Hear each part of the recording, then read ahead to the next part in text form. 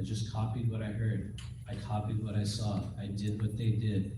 And honestly, the very first time I ever engaged in that, I watched energy pour out of a woman in a way that I had never seen in my entire life. I started to watch experiences that people had had that I didn't even know were possible. I started watching at certain points. You know, I know this is always such a loaded term. Everybody's heard of ectoplasm, right? You know, that kind of stuff from Ghostbusters, the movie, where it's like this weird, you know, that's real. That's literally real. And I watched it pour out of a man and a person I was doing a face-to-face clearing with in 2018. I did not know such things were possible. I did not know that they could take place. And one of the things that unlocked that for me in this life was that I had a weird experience that some people would call a hallucination.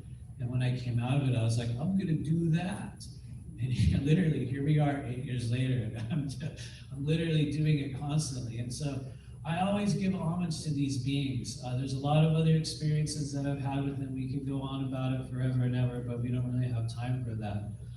Along with that, I do believe I'm one of a, you know, for better or worse, this is a loaded one to talk about, because depending on where you stand within, you know, the program circuit or the starseed world, you're gonna cringe on this one too.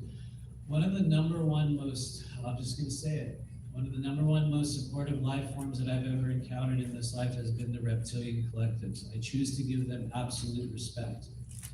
I am not a reptilian hater. I am not one of those people that buys into the idea that we need to have absolute fear and aversion to these beings, because in 2019, I had an experience, get ready for the cringers, get ready to cringe.